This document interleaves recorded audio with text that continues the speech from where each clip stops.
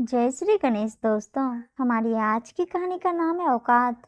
कहानी अच्छी लगे तो प्लीज चैनल को सब्सक्राइब कर लीजिएगा। अब शुरू करते हैं कहानी। भाभी, यहाँ हर महीने का खर्चा कैसे चलता?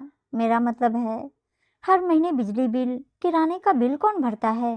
देवरानी अंकिता अपनी जेठानी मेघा से बोली।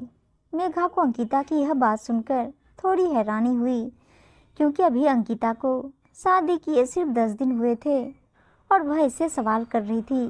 फिर भी मेघा ने मुस्कुराते हुए कहा, देवरानी जी, तुम इस घर की नई बहू हो, इसलिए तुम्हें बताना मेरा फर्ज बनता है।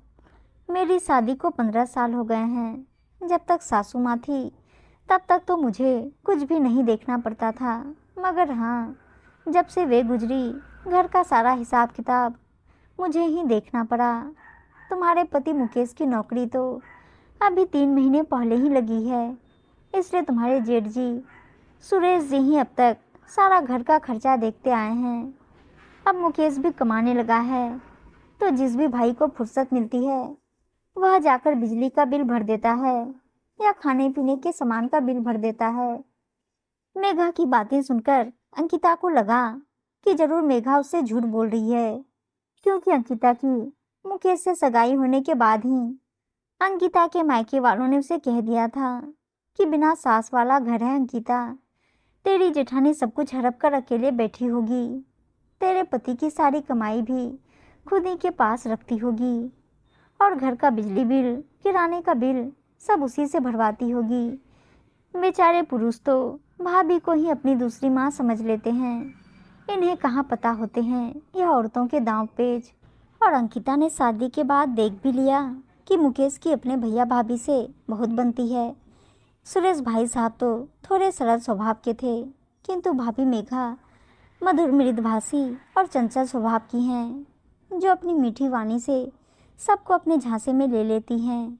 इसलिए तो मुझे भी इतना अच्छा रखती हैं, ताकि मेरे पति के पैसों पर यह लोग राज करते रहें।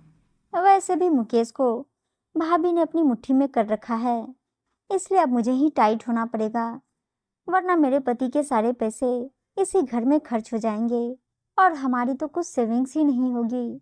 यह सब सोचकर अब अंकिता ने घर में उल्टे सुल्टे काम करने शुरू कर दिए। एक दिन मुकेश ऑफिस से लौटते वक्त जलेबी फाफड़े ले आया और लाकर किचन में रख दिए। अंकिता ने बहुत सारे जलेबी फाफड़े निकालकर अपने कमरे में रख लिए।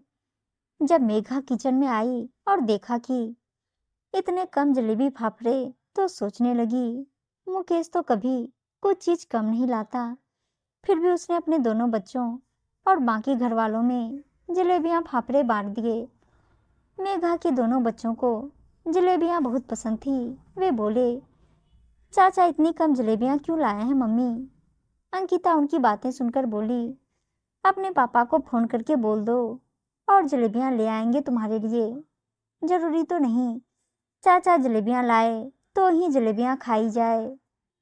मेघा को अंकिता की यह बात बहुत बुरी लगी, मगर वह बच्चों से बोली, हो सकता है जलेबी वाले के पास जलेबियां कम ही बची हो, चुपचाप जो है वह खा लो। अंकिता बाद में मौका पाकर अपने कमरे में गई और पलंग पर आराम से बैठकर छुपाई हुई जलेबियां और फाफड़े खाने लगी और हिसाब लगाने लगी कि अब तक मेघा ने उसके पति मुकेश का कितना पैसा खाया होगा। मेघा अंकिता के कमरे के बाहर से गुजरी तो उसने देखा कि अंकिता जलेबियां खा रही है।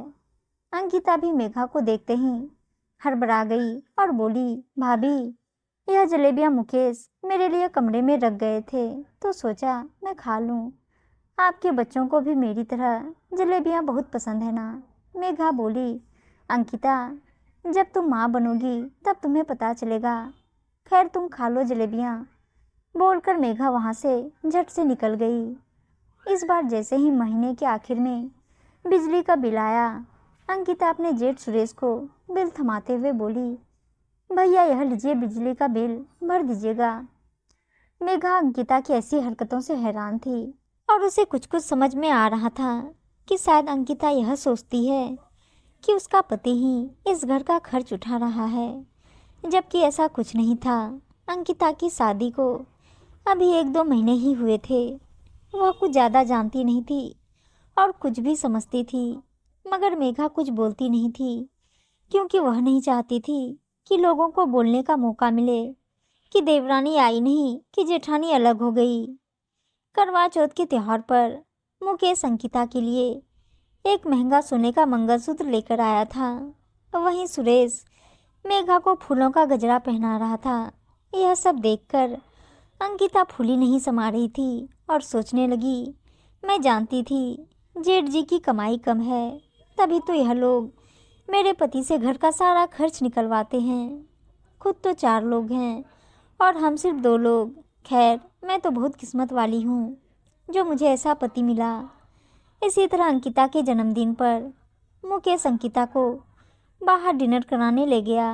अंकिता सोचने लगी, सुरेश भैया मेघा भाभी को कभी बाहर खाना खिलाने नहीं ले जाते। मैं नसीब वाली हूँ।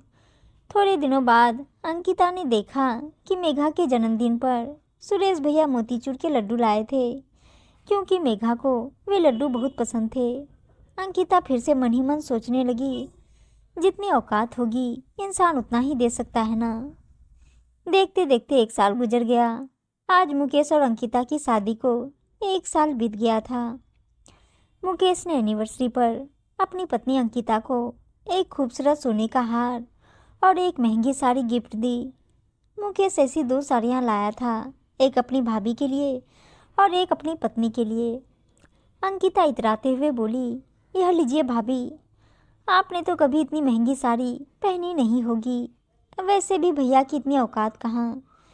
मेरा पति आपके लिए भी साड़ी लेकर आया है ताकि आप भी कुछ अच्छा पहनो। अपने पति के लिए ऐसी बातें सुनकर मेघा का खून खौल गया। मुकेश भी हक्का बक्का रह गया। दूसरी तरफ सुरेश भी अंकिता की सारी बातें सुन चुका था।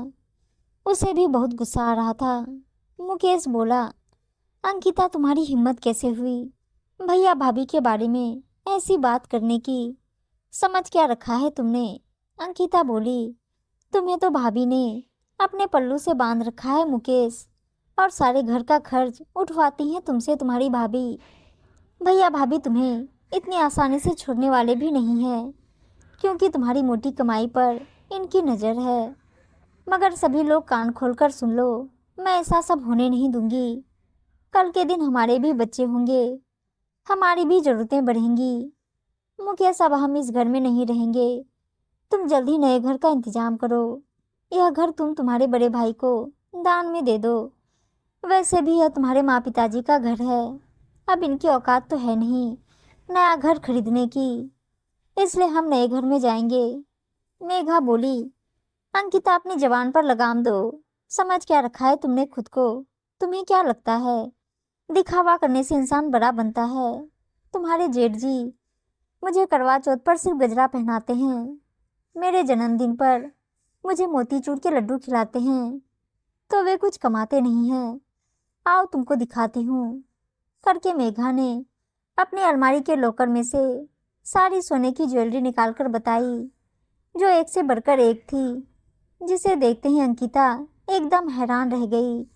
और रही साड़ियाँ, तो मेघा ने अपनी दूसरी खोलकर दिखाई, जिसमें एक से एक महंगी साड़ियाँ मेघा के पास थी। मेघा बोली, मेरी जब नई नई शादी हुई थी, तुम्हारे जेठ और मैं बाहर बहुत घूमने जाया करते थे, और वे मेरे लिए महंगे महंगे गिफ्ट भी लाया करते थे। मगर धीरे धीरे सरलता में रस आने लगा, दिखावा कम करने की आदत पड़ने लगी। अभी तुम्हारे वही दिन चल रहे हैं। नई नई शादी में पति पत्नी में एक अलग ही हर्षोल्लास होता है। मुकेश बोला, अंकिता, मुझे तो सिर्फ 3 महीने हुए हैं जॉब पर लगे, वह भी मैं तो सिर्फ इंजीनियर हूँ, और भैया अपनी कंपनी में मैनेजर की पोस्ट पर हैं। वह मुझसे तकरीबन 1 लाख रुपए ज़्यादा कमाते हैं। मेघा बोली, अंकिता, क्या कह रही थी तुम कि तुम्हारे गरीब भैया की औकात नहीं है ना नया घर लेने की? शायद तुम्हें पता नहीं, जिस आलीशान घर में तुम खड़ी हो, यह तुम्हारे भैया की मेहनत की कमाई का ही घर है, और यह घर मेरे ही नाम पर है। मुकेश बोला, अंकिता, माँ पिताजी के हाथ का कुछ भी नहीं था हमारे पास, यह सब मेरे भैया की कमाई का ही है। मगर भाभी ने हमें कभी यह एहसास नहीं होने दिया था कि भैया ही ज़्यादा कमाते हैं या भैया ही इस घर का पूरा खर्च उठाते हैं। हाँ, तुमने ज़रूर 1 साल में इस घर में एकजुट रहने वाले परिवार में फूट डाल दी। मेघा बोली, मुकेश, अब मैं तुम्हारी पत्नी के साथ इस घर में नहीं रह पाऊंगी। तुम लोग रहने का अपना अलग से इंतजाम कर लेना। अंकिता यह सब सुनकर हैरान थी और वह अपनी ही कही बातों में फंस चुकी थी। मेघा के जेवर और साड़ियाँ देखकर वैसे ही उसका दिमाग खराब हो चुका था और उसे जैसे ही पता चला कि यह घर भी उसकी जेठानी के नाम पर है, उसकी हालत ऐसी थी मानो काटो तो खून नहीं। उसके पास अब चुप रहने के अलावा और कोई चारा नहीं था।